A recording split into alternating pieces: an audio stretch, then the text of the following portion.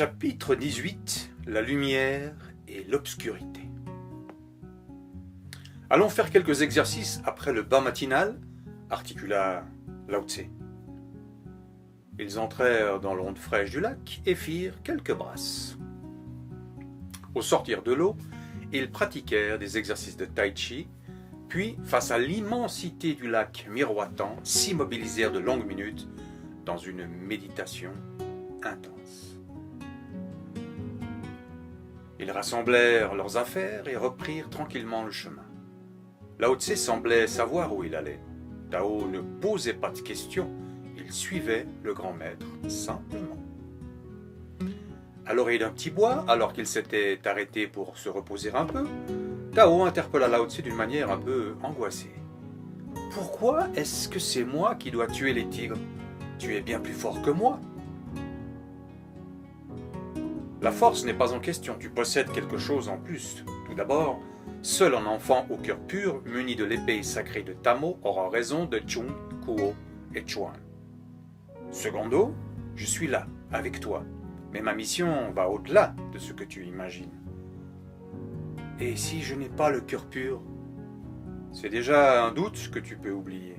Tu as le cœur pur, crois-moi. Et toi, tu n'as pas le cœur pur? Ajouta-t-il. La pureté de mon cœur est symbolique, et il ne m'appartient pas de pouvoir en juger.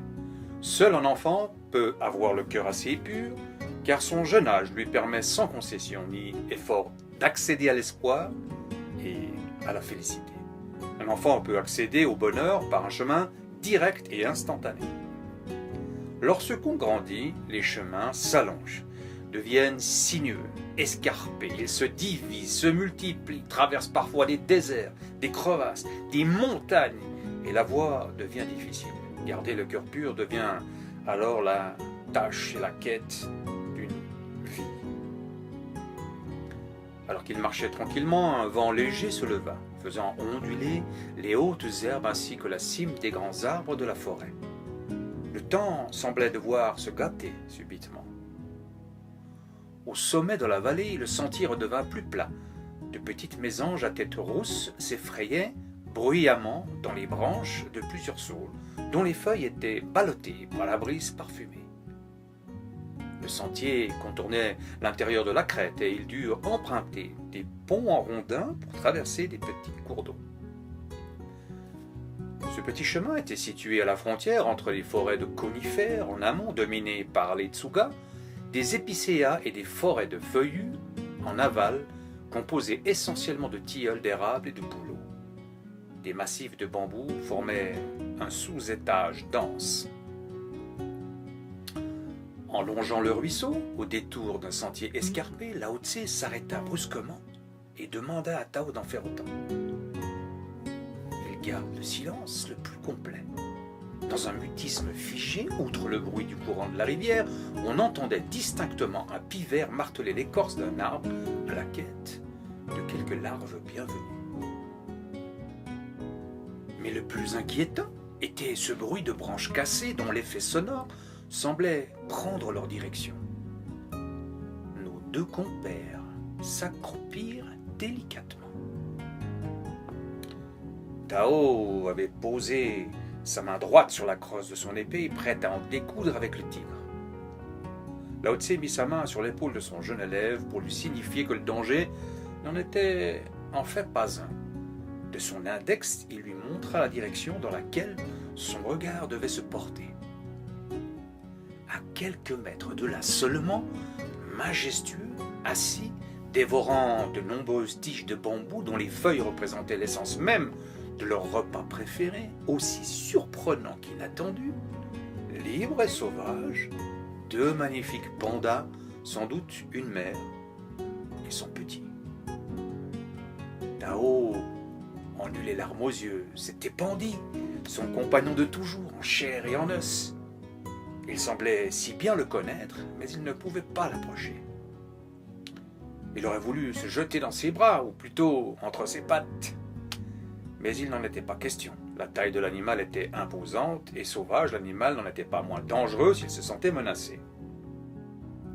Après quelques instants d'observation, Lao Tse et Tao contournèrent l'endroit à une distance raisonnable sans troubler la quiétude du panda et s'éloignèrent gentiment.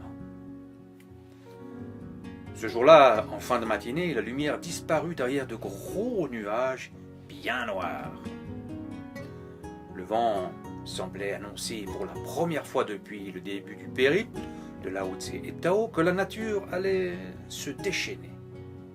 Ils se hâtèrent de construire un refuge où s'abriter de la pluie à venir et du vent. À l'aide de quelques branches accrochées à un solide tronc, ils attendirent que les éléments de Dame Nature se calment. Mais il n'en fut rien. Le vent était devenu bourrasque. La forêt était déchirée par des courants contraires d'une force exceptionnelle et d'une puissance jusqu'ici insoupçonnée. Des grondements de tonnerre secouaient la plaine, des éclairs illuminaient le ciel sombre. Tapi sous les branchages, dans une pénombre quasi nocturne, Lao Tse avait passé son bras autour du cou de Tao pour le rassurer. C'est une tempête sans précédent. Lao Tse regarda Tao dans les yeux. Sur son front dégoulinaient des larmes de pluie, mélangées à des larmes de sel. La peur avait envahi tout son corps et son cœur tremblait plus que les mains à l'idée de ce qui allait pouvoir se passer. Tao leva la tête vers le ciel un instant et vit, dans un mélange d'épais nuages, de pluie et de feu, se dessiner dans l'immensité céleste la silhouette du dragon noir. Lao Tse restait calme, mais Tao faisait semblant de ne pas comprendre. Il ferma les yeux et se recroquevilla contre son grand maître. « Il est temps pour toi de faire face, Tao. Lorsque la mer est calme, il est aisé de tenir la barre. Ne vis pas comme si tu refusais de comprendre. Ton destin t'attend. Rends-toi bon et responsable tant que la vie et le pouvoir sont encore en toi. » Alors que la tempête faisait rage dans toute la province, Tao fut tiré de son éther par une soudaine vibration suivie de 2 éclairs rouges simultanés. Cette fois, il n'y avait plus de doute. C'était l'instant redouté.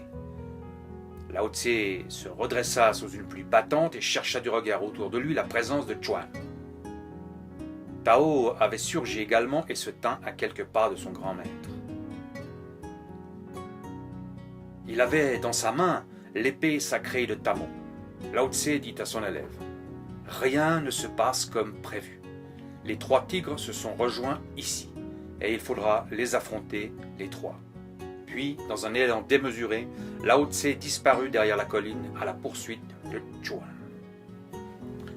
Tao se retrouva seul, l'épée à la main et la peur au ventre, face à ces 2 monstres qu'étaient Chung et Kuo.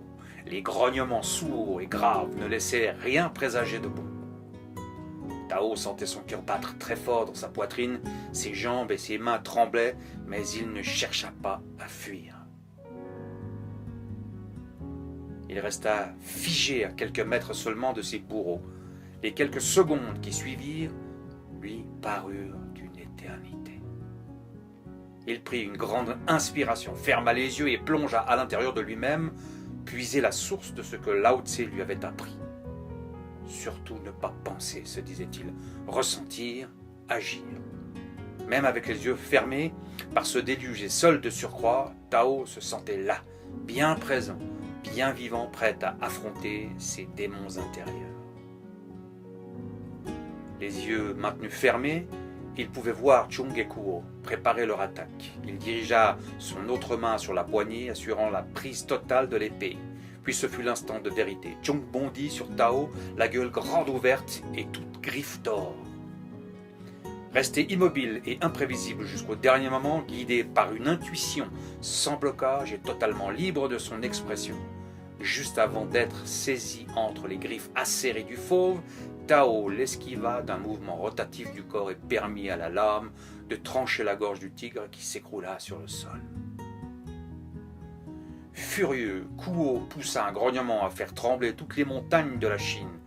Puis il se dirigea à son tour en direction de Tao, dans une course vengeresse. Celui-ci, à peine débarrassé de Chung, dut affronter la colère de Kuo.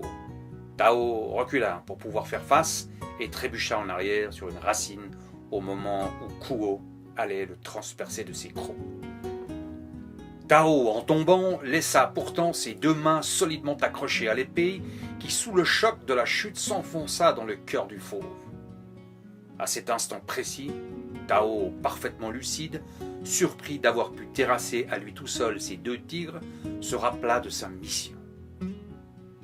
Il dévissa la poignée de l'épée, sortit la petite fiole qui y était logée et recueillit quelques gouttes de sang de chaque animal vaincu. Il replaça la fiole, revissa la poignée et courut aussi vite qu'il put à la recherche de Chuan et Lao Tse. La tempête avait un peu perdu de son intensité et une légère brume avait envahi les bois. L'épée à la main, courant droit devant, Tao s'arrêta pour tendre l'oreille à l'écoute du moindre rugissement ou de tout autre bruit pouvant provenir d'une lutte entre son vénérable maître et le noble animal.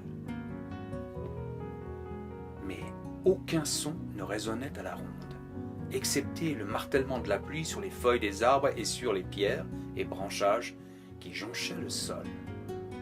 Il avançait à présent d'un pas lent et prudent, se retournant sans cesse, scrutant à chaque instant l'horizon à l'affût d'une attaque imminente. Mais il n'en fut rien. Tao avait froid maintenant, il était trempé, mais se tenait farouchement accroché à la poignée de son sabre qui représentait symboliquement la force de son destin. Il ne semblait pas avoir peur. Il régnait dans l'air un climat particulier, mélange de calme et de sang, de ces parfums lourds, faussement sereins, qui surplombent les champs de bataille après les combats.